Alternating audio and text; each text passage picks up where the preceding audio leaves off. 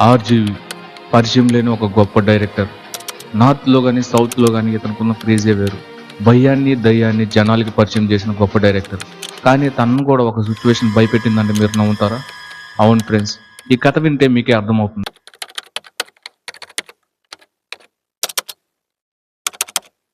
RGV గారికి ఒక unknown number నుంచి ఒకరోజు కాల్ వస్తుంది. హలో, ఎవరు అనంగా, నేను రా నీ చిన్ననాటి స్నేహితుడు రవిని మాట్లాడుతున్నాను. చాలా రోజులైంది కదా, ఒకసారి కలుద్దామా అంటాడు.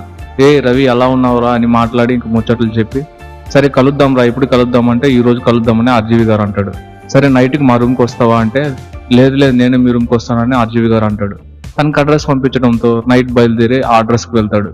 ఆ అడ్రస్ ఊరు చివల పాత బంగ్లా. చూడ్డానికి చాలా భయంకరంగా ఉంటుంది. పెయింట్ మొత్తం ఊడిపోయి ఎక్కడ చూసినా పగుళ్ళు, మెట్లు కూడా సగం ఇరిగిపోయి ఉంటాయి. గాలి కిటికీలు దన దన దన కొట్టుకుంటూ ఉంటాయి. చూస్తేనే ఒళ్ళు బో ఏంద్ర ఇట్లా ఉందని ఆర్జీవి అన్నాడంటే ఏ రేంజ్ లో ఉందో మీరు అర్థం చేసుకోండి.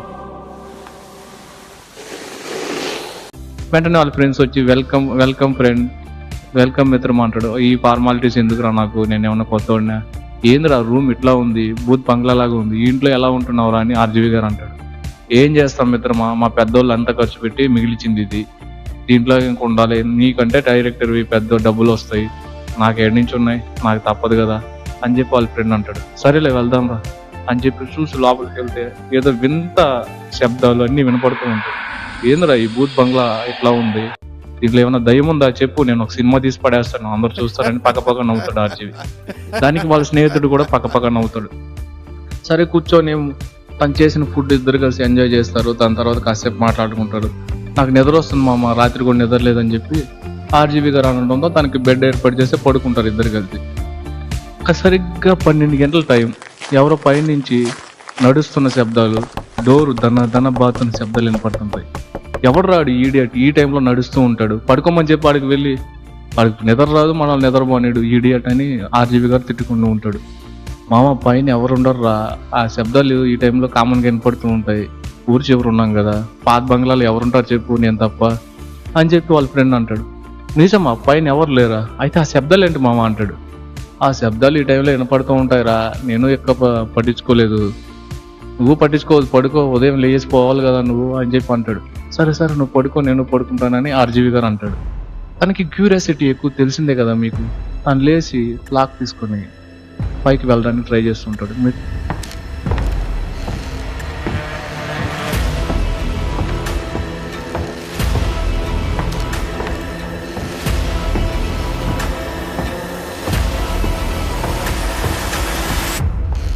మెట్లు ఎక్కుతున్నంతసేపు కూడా తన బాడీ మొత్తం చల్లగా అవడం తను అబ్జర్వ్ చేస్తాడు. తను ఎవరో ఫాలో అవుతున్నట్టు, వెనకాల ఎవరో తనతో పాటు నడుస్తున్నట్టు తను అబ్జర్వ్ చేస్తూ ఉంటాడు. సరిగ్గా డోర్ ముందర నిలబడేటప్పటికి డోర్ నాకింగ్, ఆ అడుగుల శబ్దాలు అన్నీ ఆగిపోతాయి. తన వెనకాల ఎవరో ఉన్నట్టు తను ఫీల్ అవుతూ ఉంటాడు. చిన్నగా వెనక్కి తిరిగి చూస్తాడు, కానీ అక్కడ ఎవరో ఉండరు. మళ్ళీ ముందుకు చూస్తే తన చెవిలో ఎవరో బ్రీతింగ్ వదులుతున్న శబ్దం వినపడుతుంది. తనకి భయం స్టార్ట్ అవుతుంది. ఎక్సైట్మెంట్ భయం, ఎక్సైట్మెంట్ వదులుకోలేడు, భయాన్ని కప్పిపుచ్చలేడు. ఏముందో తెలుసుకుని తొందరగా వెళ్ళిపోదాం అని చెప్పి డోర్లో ఓపెన్ చేస్తాడు. కీ కీ శబ్దం వినపడుతూ ఉంటుంది, కొయ్యి కొయ్యి కొయ్యి అని. ఏముందిరా ఈ శబ్దం నేను ఎక్కడ ఉందని చెప్పి తన టార్చ్ లైటెస్ చుట్టూ చూస్తే ఒక కుర్చీ తనంతటి తనే అటు ఇటు ఊగుతూ ఉంటుంది గాలికి. చుట్టూ చూస్తాడు, ఇటుపక్క డోర్ ఓపెన్ చేసి ఉండదు, కిటికీలు కనీసం వెలుతురు కూడా లోపలికి ప్రవేశించదు. కానీ ఎవ్వరూ ఉండరు అక్కడ. ఆ చైర్ మాత్రం ఊగుతూ ఉంటుంది.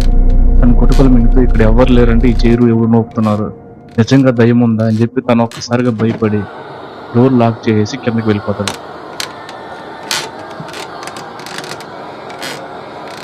తనకైతే ఏం అవ్వదు.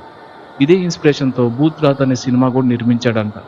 ఇలాంటి సిచ్యువేషన్ మీరు ఎప్పుడైనా ఫేస్ చేశారా ఫ్రెండ్స్? ఇలాంటి సిచ్యువేషన్ మీకు ఎప్పుడైనా ఎదురై ఉంటే కామెంట్ సెక్షన్లో తెలపండి ఫ్రెండ్స్. మా కథ మీకు నచ్చినట్లయితే like, share and subscribe. Ashok diary స్టోరీస్ని చూస్తూనే ఉండండి ఫ్రెండ్స్.